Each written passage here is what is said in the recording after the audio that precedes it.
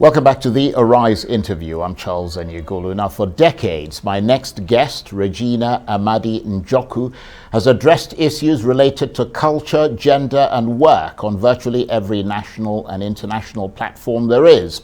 As the Regional Director for Africa at the International Labour Organization, a UN specialized agency, and ultimately serving as the United Nations Assistant Secretary General, she bestrode the world stage, using her international platforms to try to break down barriers women face in culture and consistently making the case that gender inequality is a pressing human issue which has huge ramifications for tackling poverty, jobs, productivity, GDP growth, and building a strong African economy.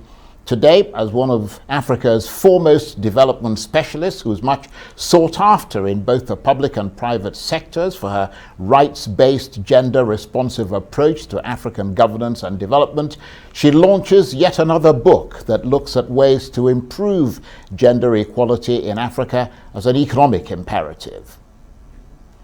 And the former UN Assistant Secretary General, Regina Amadi-Njoku, author of the new book titled Culture, Gender, Work in Africa, Yesterday, Today and Tomorrow, joins me now on the line from Washington. Thank you very much indeed for joining us. We appreciate your presence. I know you're launching your book today, so you've got a lot of running around to do. But first of all, just tell us why you decided to write this book, or perhaps I should say why you decided to compile this book. Thank you very much, Arise Television, for inviting me for this interview. I really appreciate it. The book, you can see, is a compilation of many writings, of my writings over the years, the last 34 years. And it touches on issues, all aspects of development. It looks at why Africa is not really moving forward as we should. And then I came to, the major theme in the book is I came to realize that the interplay of culture and gender have very profound results, impacts for development of any nation. The role of, the preponderant role of culture on development has not really been fully exploited. So the book, as you read the writings, the chapters in the book, you can see how culture drives everything. It drives mindsets, it drives institutions, it drives policies. And when you have it interplayed with gender, it really drives equalities, inequities, and really through partnerships for productivity and development.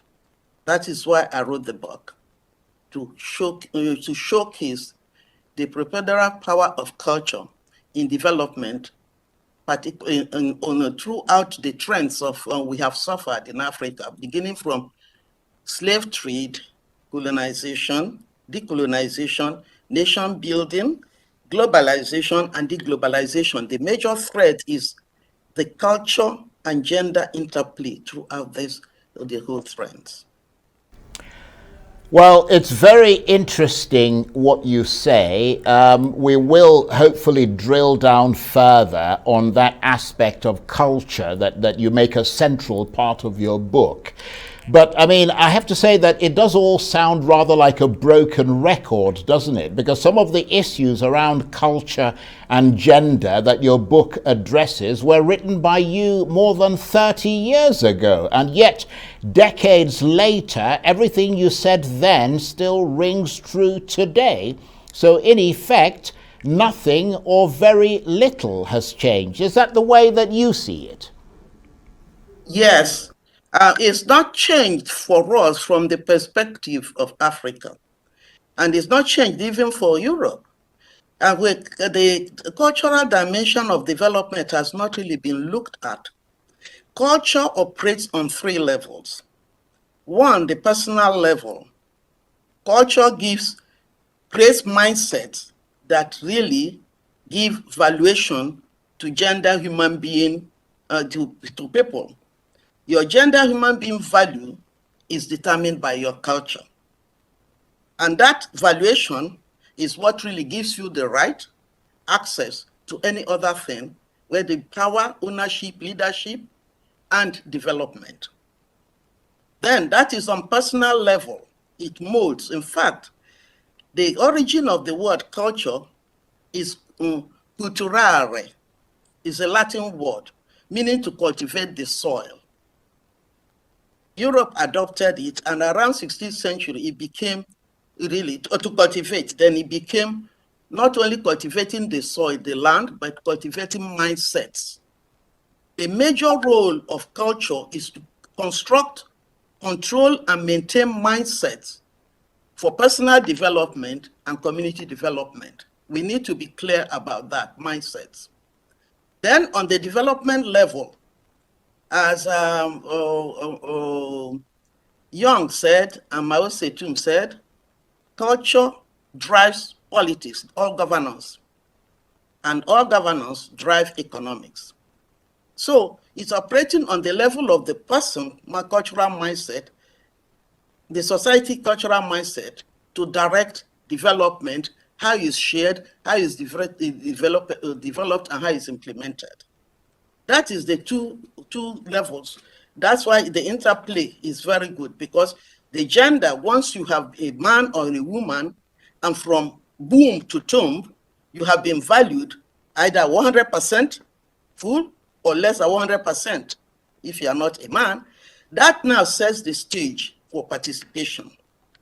So then the issue of how is it done is that culture then will direct governance, and the governance will direct economics, and that will then modulate peace or security. Those are the two levels. Then there is more important now, for this is for the whole world, you know, but for particularly now for Africa, we must realize that culture is a potent instrument of colonization and decolonization. And that colonization is not only typical to Africa. No, it's not. Our own colonizers, Europe, knew colonization more intimately than we even know today. From the Romans colonized Europe, and Europe passed their own dark ages and used culture in the age of Renaissance and Enlightenment to break free and reconstruct Europe. This we must know. And slave trade and colonization plays a big part in liberation and reconstruction of Europe. So it is nothing only unique to Africa. We are going through a whole normal process, but we cannot do it without having a look of how others have used their culture in colonization situations. We need to go back to our culture to have a better look at it for development purposes. Okay, well, that analysis is very interesting indeed, and we're going to take a break in about 20 seconds or so, and I want to come back and talk a little bit about that. But for those of us who are not that intellectual, central to the theme of your book is that everything in society is driven by culture, and culture, of course, contains negative and positive elements, and therefore things like gender relations are deeply affected by cultural mindsets. And we'll come back and talk a little bit more about that, so please stay with us. You're watching the Arise interview. Plenty more still ahead as we continue our chat with the former UN Assistant Secretary General and former Regional Director for Africa at the UN's International Labour Organization, Regina Amadi-Njoku. Stay with us.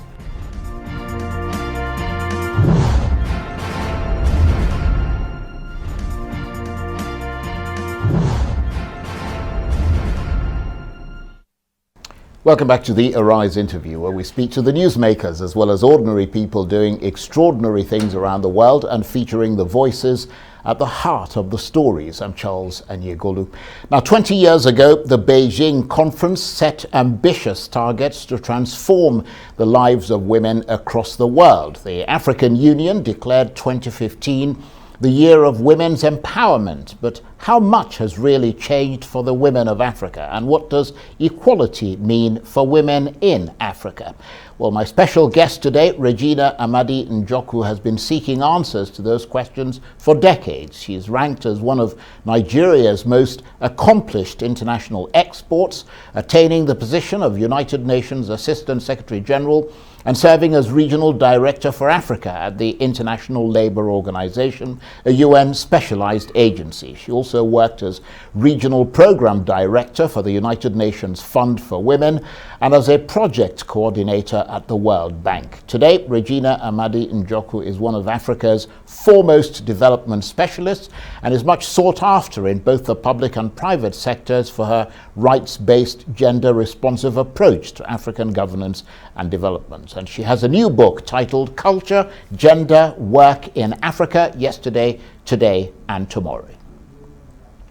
And the former UN Assistant Secretary General, Regina Amadi-Njoku, author of the new book titled Culture, Gender, Work in Africa, Yesterday, Today and Tomorrow, you heard me say that, is still with me on the line from Washington. Thank you very much indeed for staying with us. I'm just going back to that riveting argument that you were making before we went on break. I mean, I'm trying to get my head around it, and it sounds like your argument is that we can find correctives from these problems if only we look back through the mists of time at African culture. That suggests that there's been some kind of significant move away from the mindsets that drove African culture in the past, beyond the normal evolution that occurs through the ages. Yes. African culture and civilizations form the bedrock upon which we can build our new emerging governance and development models. We need to do that. Of course, with borrowings from the West, who colonized us, and others. At the moment, our culture and our governance and development models are a hybrid of West and African cultures. We need to harmonize them to really come out with something that is authentically African, with which we are comfortable. We can't do that without really looking at so what are the facilitating factors in our culture that will help us make this quantum leap. It's a tedious leap. It took Europe many centuries, ages, to come to their own, come out of Rome, but they did it in making sure that they meld Roman and Greek development models with their own. And then that is how they have done it. If you look at European governance and development paradigms, they have a lot of borrowings from Roman and Greeks. We cannot get away from the West. It's part of us. But we cannot go forward without embedding this colonial experience into our own culture, owning it, and then really implementing it. It's the basis of our negotiation with other nations, other parts of the world. We need to do that. It is imperative. And then in doing that, we find out that for gender equality, African civilizations and development traditions have had a lot of leeway for women to develop, because we had what we call dual sex governance arrangements, where men have their own caucus, women have their own. We take decisions and come together. Even though the men are in the lead, they will take the decision. They must take into consideration what the women have said. But I mean, I don't mean to interrupt you there. I mean, I'm trying to understand, because what you're saying is pretty interesting.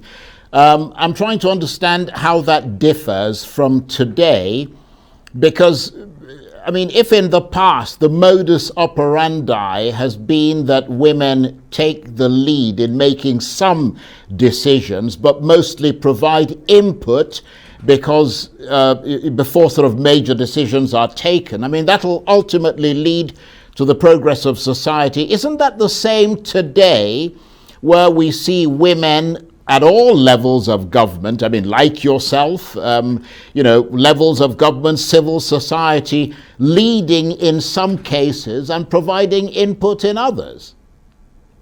Yeah, the African gender paradigm is operating on two levels. Today's gender paradigm in Africa is borrowed, is the Western, which is really single sex governance. You can see it in the books. Male only governance and leadership. Okay? And that is what has been supplanted on African dual sex shared power leadership between male and female. And that's what African gender African women are struggling with. On one level, we are expected to be led by men according to the Western paradigm. On the other level, we are expected to partner with our men. Okay, and then if you find that partnership now more residual in rural areas in Africa, as you get more and more modern in Africa, the women are forced into that jacket of male leadership only. Right, but can I ask you this then? Can I ask you this? Why is it then that women in the West have evolved to positions of prime prominence in governance? Because if their system was less respecting of women, in the past, I mean, it's certainly moved in a much more positive direction today, hasn't it? And you would think that those who emulate that Western system, like people in Africa, would also evolve in that positive direction. I've really answered it. Moving in high position, the West has now instruments, like legal instruments that are obeyed. Okay, and like they had long had quotas system that now putting women in position of power. But putting women in position of power by appointative means, even elective, do not guarantee that the women are really in full partnership place. So if you look at it, take example, whatever a woman, whether in the West, in the East, in Africa, agrees to any high position, they cannot, it's not sustainable because she is not fully accepted a full human being. She is not 100% full human being. It's the human being evaluation of the female from womb to tomb that is really the source, the problem, the origin of inequality, gender inequality and inequity. And you look at what a place I put before, women, when a girl is born, when a boy is born, even in the Ghanaian language, they said she has given birth to a human being. King Edward VIII changed the religion of England, changed the whole thing in search of a male child. Women enough, male children is very important. So that is why then a female value is devalued. ILO, well, my former institution, with good intentions at the beginning, was one of the things is gender pay equality in 1919. In 2021, it's still not achieved because a full human being, 100% male, the woman is lower, she cannot earn 100% salary if she's 80% in human quality. In some society, she could even be 30. So we have to look at that very, very critically. And for the African male is a big problem because she is traditionally, he has this balance of partnership with the female. Well, I'm still trying to understand, Mrs. Njoku, how that is something that was borrowed from Western society, because I mean it sounds like a universal, I mean, I'm not doubting what you're saying, but that sense of where women have evolved from appears to be a universal thing rather than something taken from the West. But let me not belabor that point, because it is quite cerebral, and you're clearly much more cerebral than I am, so it might be a little bit difficult for me to grasp some of the concepts. Let's talk a little bit about you in the few minutes that we've got, because I mean, you're always an enduringly fascinating person, given all the things that you've actually achieved. I mean, tell us how you got awakened to the impact of culture on gender and development. I understand it's inextricably tied to you growing up in a multinational and multicultural environment. Okay, I would like to come to that quickly, but give me a minute quickly to finish what I was saying. What you said is very true. Worldwide, women value and women leadership is the same, the way women are seen. But each culture has its own way of addressing that inequality that is worldwide in all civilization. In the African civilization and society, we had some ways, some factors that help us really manage that. Colonization made it worse, and then we are coming out of it. We are not the only colonized people. That's what they take away from my talk. We have to go back and work out a partnership with the West. We cannot do without them. We have to work with them to come out with a new paradigm. But what has led me to this, really, my own childhood maybe have prepared me for this, and that is I grew up in a multicultural setting in Lagos campus area, where there were the Brazilian, the Sierra Leonean, Cameroonian, and I grew up at the end of the colonial time in the 50s leading to 60. So that sort of prepared me. And then from there again, my education outside, I started with, I schooled outside in Europe and in Africa, and the Romance languages, sociology, and civilizations. That opened my mind. Wow. Career-wise, I was a cultural attaché for my country here in Washington, D.C. Those days. I taught, teaching culture at Howard University and elsewhere. And then working even the First Stack time, I was the deputy director for colloquium for First Stack in Nigeria. And then I moved on to the international arena, World Bank, UN, and ILO. So you can see culture has been a real thread for me. And then it's been, if you're culturally comfortable in yourself, you can really embrace other things. And then one thing about gender in Africa, both men and women, African men and women, are under the burden of gender, because they have been empowered, and now they are really very empowered with this, but they also suffer the burden of patriarchy. Right. Okay. Well, I have to say, all this makes your book sound jolly fascinating, and I would urge people to take a look at it. The former UN Assistant Secretary General, Regina Amadi-Njoku, author of the new book titled Culture, Gender, Work in Africa, Yesterday, Today and Tomorrow. I want to thank you very much indeed for taking the time to talk to us today. And she was talking to me there on the line from Washington.